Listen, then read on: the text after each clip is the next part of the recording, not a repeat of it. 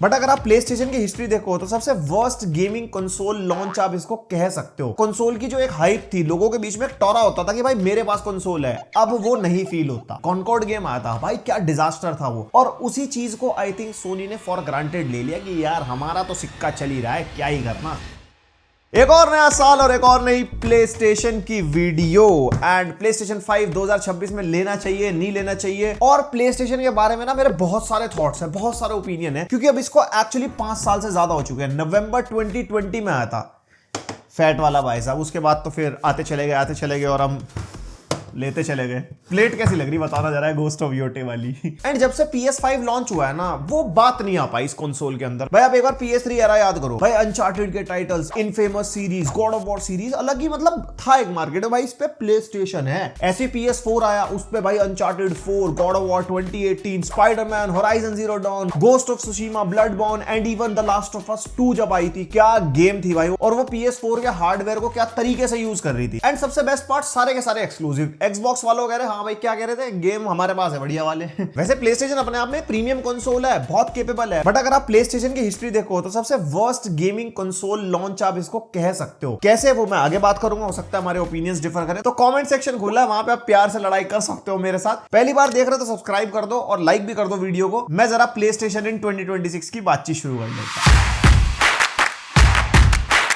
और variants and pricing. सबसे पहले PS5 फैट जो 2020 में लॉन्च हुआ था, अब ये डिसकंटिन्यू हो चुका है, सिर्फ सेकंड हैंड मिलता है मार्केट के अंदर। एंड अगर आप नया कंसोल लोगे तो आपको PS5 स्लिम ही मिलेगा इंडिया के अंदर। और PS5 स्लिम आज की डेट में 50,000 रुपीज का डिजिटल है और 55,000 का डिस्क वाला हो गया। वैसे वीडियो ना काफी दिन पहले शूट हुई थी, अभी आज की डेट में PlayStation 5 हर जगह से स्टॉक आउट हो चुका है और अभी ब्लैक में बिक रहा है। एंड सोनी अब इसके प्राइस बढ़ा के इसको लिस्ट करेगा, तो जिन्होंने नहीं खरीदा भाई साहब आपने मौका मिस कर दिया। एंड PS5 फैट और PS5 स्लिम के अंदर कोई भी डिफरेंस नहीं है परफॉर्मेंस वाइज, बस फिजिकली डिफरेंस है। PS5 स्लिम नाम में स्लिम है तो पतला है, PS5 फैट मोटा है। देन लॉन्च होता है PS5 प्रो। ऑब्वियसली इंडिया में लॉन्च नहीं होता, कुछ वाईफाई बैंड का इशू था कि भैया वाईफाई 7 इंडिया में नहीं है तो लॉन्च नहीं करेंगे। हमने इंपोर्ट करा के उसका रिव्यू किया था एंड उस वीडियो में कहा था भाई PS5 के बाद प्रो में इतना कुछ खास डिफरेंस फील नहीं हो रहा है। एंड भाई वो काफी महंगा लग रहा था उस टाइम के हिसाब से, 85 to 90,000 के आसपास। लेकिन आज की डेट में 2026 में इसके बारे में आगे डिटेल में बात करूंगा। एंड यस, फ्लिपकार्ट पे बिक रहा है, एक सेलर है 85-88,000 का बेच रहा है। वैसे आज की डेट में इंडिया में PS5 प्रो का BIS क्लियर हो चुका है, यानी कि बहुत जल्द इंडिया में लॉन्च होने वाला है,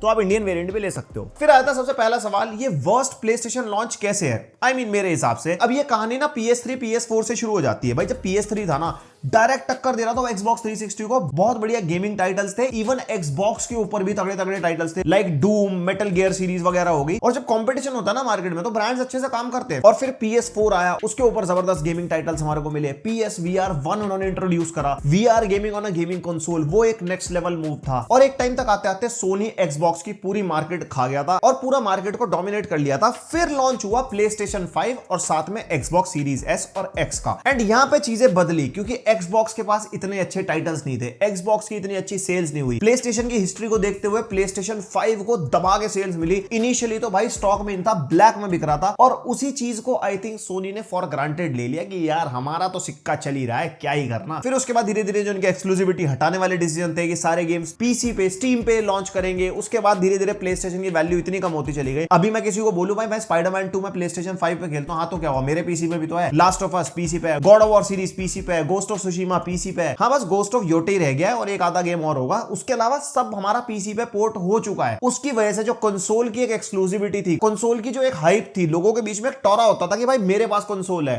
अब वो नहीं फील होता। और इसका सीधा रीजन कंपटीशन है। Xbox के पास टाइटल देख लो, फोर्जा होराइजन सीरीज है, फोर्जा होराइजन 5 हमारा PlayStation 5 पे आ चुका है। इवन हेलो सीरीज भी अब हमारी PlayStation 5 पे 2026 पे आने वाली है। तो ये वॉर्स ही खत्म हो चुके हैं। इस वजह से तो PlayStation 5 की जो हाइप है ना, वो धीरे धीरे डाउन होती जा रही है। लेकिन ये हाइप फिर से बढ़ सकती है, उसका मेजर रीजन है जिसके बारे में हम आगे बात करते हैं। देन आ जाते हैं गेमिंग टाइटल्स। अब अगर आप PlayStation 5 के एक्सक्लूसिव टाइटल्स उठा के देखो, जब से लॉन्च हुआ है सिर्फ और सिर्फ 12 एक्सक्लूसिव टाइटल्स है जो लॉन्च हुआ। एंड यहाँ पे सिर्फ मैं लॉन्चेस की बात कर रहा हूँ, रीमास्टर्स की नहीं। PS4 से उठा के कितने सारे रीमास्टर किए गए हैं PS5 के ऊपर, वो तो अलग ही कैश ग्रैब चल रहा है। और अभी आप देखा जाए तो ऑलमोस्ट सारे PC पोर्ट हो चुके हैं, सिर्फ गोस्ट ऑफ योटे, एस्ट्रोबॉट और एस्ट्रोबॉट प्लेरूम बचे हैं। बट हाँ, जिसके पास PlayStation है, डे 1 पे जिनको एक्सक्लूसिव टाइटल्स खेले, उनके पास एक अपर एज रहता है, फ्लेक्स कर सकते हैं। यहाँ स्पाइडरमैन 2 मैंने रिलीज पे ही खेली थी, बाकी पीसी लैपटॉप वाले बस लाइव स्ट्रीम देखते रहते हैं। अरे लाइव स्ट्रीम से याद आया, गेमिंग चैनल सब्सक्राइब कर लो भाई, रेजिडेंट एविल रेक्विएम की लाइव स्ट्रीम करी थी, क्या मजा आया। वैसे उसके हाइलाइट्स भी आ रहे हैं चैनल पे, तो वो देख लेना अगर by chance live stream miss कर दी तो। एंड इवन जब PS5 पे नए गेम्स आए थे, for example Spiderman miles Morales, वो PS4 पे भी आया था। गॉड ऑफ वॉर रैग्नारोक वो भी PS4 पे आया था। Even Horizon Forbidden West and Gran Turismo 7 ये भी हमारे को PS4 एंड PS5 दोनों मिले थे। बट इसमें मैं कहूंगा सोनी की भी गलती नहीं, बिकॉज प्लेस्टेशन 5 की स्टार्टिंग में इतनी शॉर्टेज थी और उस टाइम पे PS4 का लास्ट टाइम चल रहा था और इनका भाई कस्टमर बेस बहुत तगड़ा है PS4 का।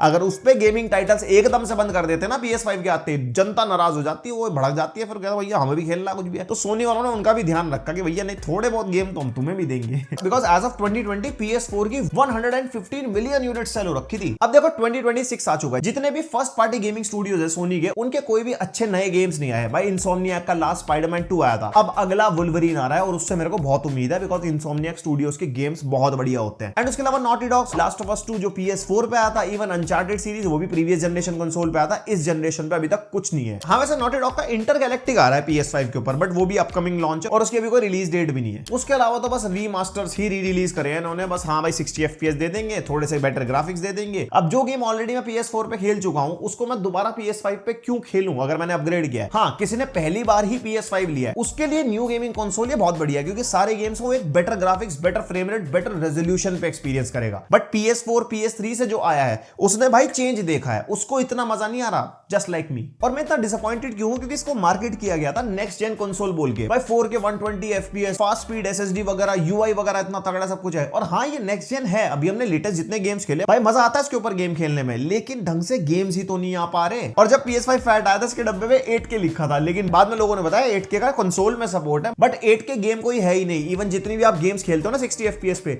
वो 1440p पे चलती है, तभी 60 FPS आपको मिल पाते हैं। And even with PS5 Pro वो भी 4K तक ही गेमिंग करवा पाता है, 8K की अभी तक कोई गेम नहीं है, और प्रोबेबली इनकी शायद 8K वाली कैपेबिलिटी भी नहीं है, तभी डब्बे से उन्होंने 8K हटाई दिया जितने भी आप लेटेस्ट कंसोल देखो तो। और गेमिंग सिर्फ एक्सक्लूसिव टाइटल्स तक ही नहीं होती, थर्ड पार्टी टाइटल्स भी होते हैं जो हमारे को सारे प्लेटफॉर्म्स मिलते हैं, like call of duty, taken, Elden ring, मतलब जो विंडोज, एक्सबॉक्स, प्लेस्टेशन सब पे लॉन्च होते हैं। उसके अंदर भी एक चीज जो मेरे को फील होती है, जैसे मेरे पास पीसी भी और प्लेस्टेशन भी है भाई, पीसी पे स्टीम पे या एपिक गेम स्टोर पे हमारे को कम प्राइसिंग देखने को मिलती है कंपेयर टू प्लेस्टेशन स्टोर। तो वहां पे भी मेरे टाइप के यूजर्स के साथ एक कैच आ जाता है, हम इस कंसोल पे वो वाली गेम क्यों खरीदे, मैं अपने लैपटॉप पे नहीं खेल लूंगा। हम एक चीज यहाँ पे ऐड कर सकता हूँ, हर किसी के पास एक गेमिंग पीसी या लैपटॉप विद PS5 नहीं हो सकता, तो उनके पास एक ही ऑप्शन होता है। बट मेरे जैसे यूजर्स भी हैं जिन्होंने अपना पूरा सेटअप बना रखा है, तो गेमिंग के मामले में एज ऑफ 2026 इतनी बड़ी कोई एक्सक्लूसिविटी PS5 के पास है नहीं। अब ये एक्सक्लूसिविटी हो सकती है just because of competition again, क्योंकि Xbox के बहुत टाइम से रूमर्स चल रहे हैं, मैंने बताया भी था ज़ेरी टेक अपडेट्स वीडियो के अंदर कि Xbox जो नए वाला आएगा उसके अंदर सारे लॉन्चर्स चलेंगे, like steam, epic games, GOG, जिसके भी अंदर आप गेम्स ऑन करते हो थ्रू विंडोज, आप वही लॉन्चर के थ्रू वो गेम्स नए Xbox कंसोल के ऊपर खेल पाओगे। और ऐसे ही स्टीम का भी एक अपना गेमिंग कंसोल आ रहा है, वो इंडिया में लॉन्च नहीं होगा, एंड सोनी के लिए इंडिया को इतनी बड़ी वैसे मार्केट अभी है भी नहीं, ग्लोबली अगर देखा जाए तो अब सोनी को लगने लगा है कि भैया कंपटीशन तैयार हो गया है, क्योंकि जो इनका एक्सक्लूसिव टाइटल स्टीम पे जाएगा वो स्टीम से घूम के Xbox पे भी आएगा, और स्टीम मशीन के अंदर भी स्टीम चलता है, तो वहां पे फिर एक्सक्लूसिविटी बिल्कुल ही खत्म हो जाएगी। पहले सिर्फ एक विंडोज और प्लेस्टेशन तक लिमिटेशन थी, अब वो हर एक कंसोल के ऊपर चली जाएगी, तो वो सोनी एक्सेप्ट नहीं करेगा। एंड अभी मार्केट में न्यूज आनी शुरू हो चुकी है कि सोनी अपनी फिर से एक्सक्लूसिविटी मेंटेन करेगा पहले की तरह, लाइक वुल्वरीन प्लेस्टेशन 5 के ऊपर आएगा तो आप इसी पे ही खेल पाओगे, ऐसा नहीं कि विंडोज पीसी पे आ जाएगा 1 साल बाद या कुछ। लेकिन इसके अंदर मेरी भी एक थ्योरी है कि एक्सक्लूसिविटी 1 साल से बढ़ा के शायद 2 साल तक कर दे, क्योंकि गेम्स की सेल पे भी तो इंपैक्ट आएगा ना, क्योंकि जब स्टीम पे गेम आती है वहां भी बहुत ज्यादा बिकती है, प्लेस्टेशन पे तो पहले 1 साल बिकती है। अब सबको पता है कि गेमिंग कंसोल में इतनी कमाई नहीं होती जितनी बाद में गेम्स बेच के होती है, तो वो भी एक फैक्टर सोनी अपने दिमाग में लेके चलेगा कि हाँ भाई Xbox पे भी स्टीम चल रहा है, स्टीम मशीन पे भी स्टीम चल रहा है, विंडोज पे तो चल ही रहा है, तो हमारी गेम्स की सेल्स भी तो बढ़ेंगी फर्स्ट पार्टी स्टूडियोज की, तो शायद एक्सक्लूसिविटी विंडो हल्की सी बढ़ जाए, और या हो सकता है 100% एक्सक्लूसिव हो जाए। आपका क्या मानना है मेरे को कमेंट करके बताना। फिर आता है मल्टीप्लेयर गेम्स। वैसे जितने यूजर्स को मैं जानता हूं, जितना डेटा अगर आप ओवरऑल मार्केट में देखोगे, तो प्लेस्टेशन जैसे कंसोल्स को लेने वाले वही लोग होते हैं जिनको बस काउच पे बैठ के सिर्फ सिंगल प्लेयर गेम्स खेलने होते हैं, मल्टीप्लेयर पे इतना ज्यादा फोकस होता नहीं है कंसोल की मार्केट के हिसाब से। हाँ Fortnite and Call of Duty वगैरह लोग खेलते हैं प्लेस्टेशन पे, स्टिल मल्टीप्लेयर गेम्स के लिए ना पीसी लैपटॉप्स पे ज्यादा जाता है। अब ऐसी सोनी को लगा भाई हम मल्टीप्लेयर गेम्स वाली ऑडियंस को भी कैटर करें प्लेस्टेशन के लिए, बट वो भी इनका मूव इतना सही पड़ा नहीं। कॉनकॉर्ड गेम आया था भाई, क्या डिजास्टर था वो, $400 मिलियन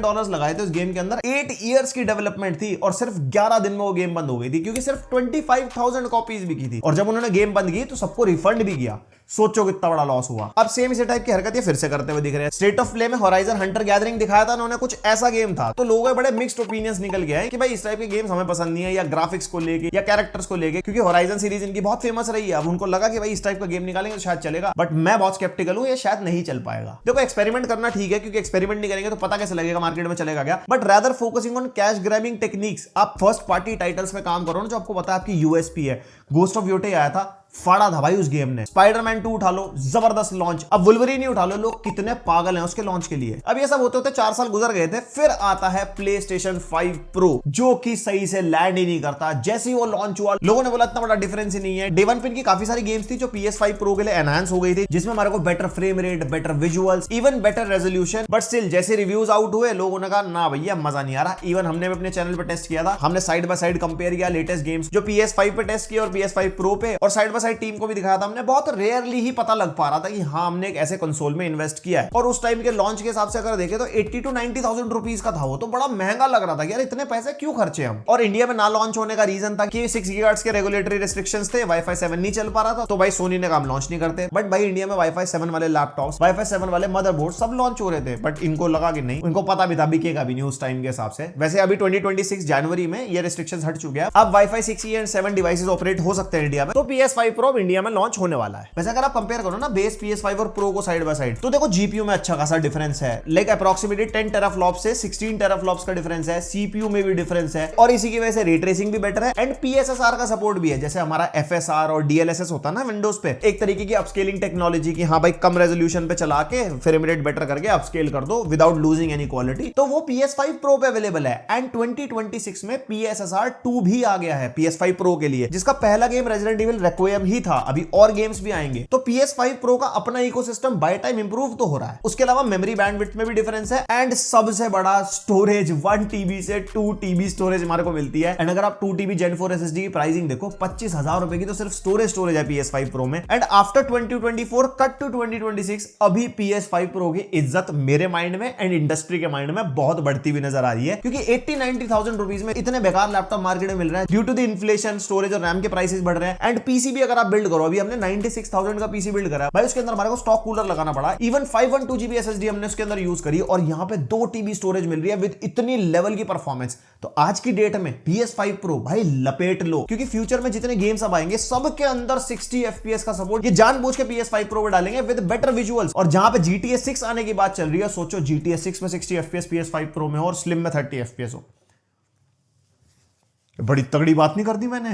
अब जब GTA 6 की बात चली रही है, GTA 6 Xbox Series S, X and PlayStation 5 इन पे आने वाला है, और जब ये लॉन्च होगा ना, फिर हम FPS कंपेयर करके देखेंगे। मैं शायद वीडियो भी शेयर करूंगा उस टाइम पे, लॉन्च के टाइम पे, कि किस कंसोल में कैसा एक्सपीरियंस हमारे को मिल रहा है विजुअली और फ्रेम रेट के हिसाब से। फिर एक प्लस पॉइंट PlayStation 5 के पास PSVR 2 का भी था भाई, इतना केपेबल VR डिवाइस भाई, इतनी बढ़िया परफॉर्मेंस, 4K OLED डिस्प्ले डाल के दी, गेज ट्रैकिंग उसके अंदर है भाई, एक्सपीरियंस बढ़िया। यहाँ पे अडेप्टिव ट्रिगर्स भी डाल के दिए उन्होंने कंट्रोलर के अंदर। एंड जब ये इंडिया में लॉन्च भी नहीं हुआ था, तब भी हमने इंपोर्ट करके इसका वीडियो बनाया था। एंड शुरू में horizon call of the mountain जैसे गेम्स और भी काफी सारे गेम्स हमने एक्सपीरियंस करे, बट इसकी लाइब्रेरी इतनी बढ़ती हुई दिखाई नहीं दी। वैसे आज की डेट में 350 प्लस गेम्स की लाइब्रेरी है PSVR 2 की, बट सोनी का इस पे कुछ खास इतना फोकस है नहीं। स्टेट ऑफ प्ले में भी इतना कोई फोकस नहीं होता, कोई ऐसे टाइटल्स भी नहीं आते जिसके लिए लोग हाइप करें, लोग लाइव स्ट्रीम करें, कुछ है वहां से धीरे धीरे देखा जाए तो VR का भी डिक्लाइन दिखाई दे रहा है। और सबसे बड़ी चीज बैकवर्ड्स कंपैटिबिलिटी भी नहीं हो पाई। PSVR 1 पे इतने सारे गेम्स थे जो PSVR 2 पे नहीं है, मतलब री रिलीज हो रहे हैं, लेकिन ऐसा नहीं है कि आपने डे 1 पे PS5 ऑन करा और PSVR 1 वाला कोई गेम खेला और PSVR 2 पे एक्सपीरियंस कर पाओ। फिर आ जाता है सब्सक्रिप्शन। इसके अंदर 3 टियर हैं, एक एसेंशियल, एक्स्ट्रा और डीलक्स। एसेंशियल हमारा 499 पर मंथ है, extra 749 per month and deluxe 849 per month. अब इन तीनों में डिफरेंस है। जो एसेंशियल है ना, उसके अंदर सिर्फ आपको मंथली गेम्स मिलते हैं। ऑनलाइन मल्टीप्लेयर खेलने के लिए आपको ये सब्सक्रिप्शन चाहिए, चाहे बेसिक वाला ही ले लो, थोड़े बहुत डिस्काउंट वगैरह मिल जाते हैं और बाकी कुछ इतना खास है नहीं। फिर जब आप एक्स्ट्रा में जाओगे ना, तो एसेंशियल वाली सारी चीजें तो मिल जाती है, उसके अलावा गेम कैटलॉग जिसके अंदर बढ़िया बढ़िया गेम मिलते हैं, एंड यूबीसॉफ्ट के क्लासिक्स और ऐड हो जाते हैं, जिसमें यूबीसॉफ्ट के असासिन्स क्रीड, फार क्राई सीरीज सब मिल जाती है। उसके बाद जब आप डीलक्स में जाते हो ना, उसके अंदर एक्स्ट्रा वाला सब कुछ तो आ जाता है, प्लस 2 चीजें और एक्स्ट्रा ऐड होती है। क्लासिक कैटलॉग जिसके अंदर OG PS1 PS2 PS3 वाले गेम्स मिलते हैं, और ये क्लाउड पे नहीं चलते, ये प्रॉपर्ली पोर्ट किए हुए गेम्स होते हैं। इसकी लाइब्रेरी शुरू में कुछ नहीं थी, बट अब काफी ज्यादा बड़ी लाइब्रेरी हो चुकी है। एंड साथ में गेम ट्रायल्स मिलते हैं। जब नया नया कोई गेम आता है ना, या और भी बहुत सारे गेम्स होते हैं गेम ट्रायल के अंदर, कि आपको गेम नहीं खरीदना, कुछ देर खेल के देखना है गेम कैसा है, तो आप गेम ट्रायल भी कर सकते हो। और गेम ट्रायल में जितना आप खेल लोगे ना गेम को, और आपने आपने अगर परचेज करने का मूड बनाया तो गेम वहीं से आप खेल पाओगे, यानी कि शुरू से फिर से खेलनी पड़ेगी आपको।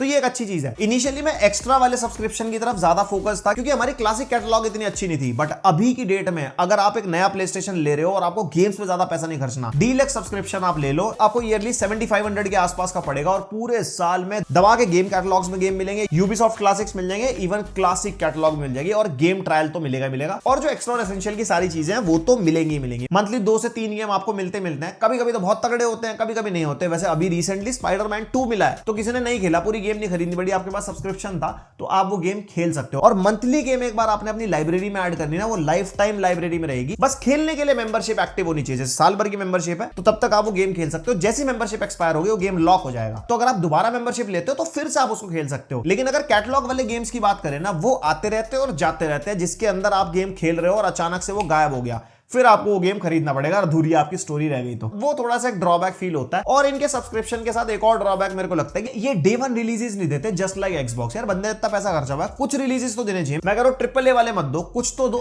बट वहां पे वो चीज है ही नहीं। स्टिल मैं कहूंगा सब्सक्रिप्शन एक बहुत बढ़िया चीज है। अगर आप एक न्यू गेमर हो, आपने जस्ट एक 50,000 का प्ले स्टेशन लिया, डिजिटल एडिशन ही ले लिया और आपने आज तक कोई ढंग से गेम खेली नहीं, आपको बस प्ले स्टेशन एक्सपीरियंस करना है, एक मेंबरशिप उठा लो, गेम कैटलॉग में दुनिया भर के गेम्स है, खेलना शुरू करो, मन ही नहीं भरेगा आपका। देन आ जाता है कंक्लूजन, सबसे बड़ा सवाल 2026 में PS5 लें या फिर PS6 का वेट करें, क्योंकि इसको ऑलमोस्ट 6 साल हो गए हैं एंड 7 इयर्स का स्पैन होता है कंसोल का। और सोनी का पास्ट रिकॉर्ड देखा जाए तो नया कंसोल फिर ये 2027 के नवंबर तक लॉन्च करेंगे, बट ऐसा रूमर्स के अकॉर्डिंग नहीं होने वाला, just because of the RAMs and storage के जो हमारी शॉर्टेज चल रही है, उसके चलते हमारा 2027 या 2028 तक भी जा सकता है PlayStation 6 का लॉन्च। तो भाई 2026 में डेफिनेटली आप PS5 कंसिडर कर सकते हो। उसके बहुत सारे रीजंस हैं, एक तो एक्सक्लूसिव टाइटल जैसे वुल्वरीन आने वाला है, इंटरगैलेक्टिक आने वाला है नॉटी डॉग का, और भी काफी सारे गेम्स आने वाले हैं एंड उससे ही बड़ा रीजन GTA 6 आने वाला है। और मेरी बात तुम लिख के ले लो, GTA 6 आते ही PlayStation 5 ब्लैक में बिकेगा, स्टॉक आउट हो जाएगा हर जगह से, लोग पागल हो जाएंगे इसके चक्कर में। और रैम स्टोरेज की शॉर्टेज चलते सोनी भी उसका पूरा फायदा उठाएगा, GTA 6 बंडल निकालेगा बहुत महंगा कि भैया स्टॉक नहीं है, हम तो महंगा देंगे। फिर तुम रिग्रेट करोगे यार काश पहले खरीद के रख लेते। लेकिन अब रिग्रेट करके क्या फायदा,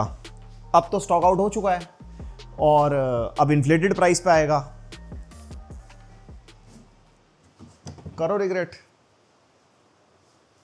और बात रही PS5 Pro की, तो भाई कुछ सेलर्स वगैरह इंडिया में बेच रहे हैं, वैसे तो फ्लिपकार्ट भी मिल रहा है, लेकिन वो इंपोर्टेड वाला है और इंडिया में ऑफिशियली वैसे लॉन्च होने वाला है। स्टिल अगर आपको इंपोर्टेड वाला लेना भी है, मैं आपको रेकमेंड करूंगा ऑनलाइन ना लेके ना, आप ऑफलाइन किसी गेमिंग स्टोर वाले के पास जाओ, उनके पास PS5 Pro अवेलेबल है जो इंपोर्टेड वाला बेच रहे हैं। आप 5-10 हजार रुपए बुकिंग अमाउंट देके अपना PS5 Pro चेक करके लो। देखो वारंटी नहीं मिलेगी उसकी इंडिया में, बट मैं भी 1 साल से यूज कर रहा हूं। मेरे गेमिंग चैनल पे जितने भी प्ले स्टेशन से लाइव स्ट्रीम्स वगैरह करता हूं, मैं अपने PS5 Pro से करता हूं और 1 साल से ऊपर हो गया, खराब तो हुआ नहीं है। ऐसा नहीं है होता नहीं है, मेरा नहीं हुआ, तुम्हारा हो जाए मुझे नहीं पता, मुझे गालियां मत देना बाद में आगे, बट स्टिल वो भी एक बहुत अच्छी चॉइस है because of 2 TB storage, performance बढ़िया एंड PSSR2 का अपडेट, और फ्यूचर में जहां तक मेरे को लगता है GTA 6 के साथ 60 FPS का सपोर्ट, तो वो भी लपेट सकते हो। आज ही की डेट में 80 to 85,000 का आराम से मिल जाएगा। तो बस यही था मेरी तरफ से, कोई पॉइंट मिस हो गया हो तो मेरे को कमेंट करके बताना। PlayStation 5 इन 2026 कोई सवाल है तो वो भी लिख सकते हो सकता है मैंने कुछ मिस कर दिया हो। बाकी लाइक शेयर सब्सक्राइब, मिलते हैं नेक्स्ट वीडियो, तक के लिए बाय।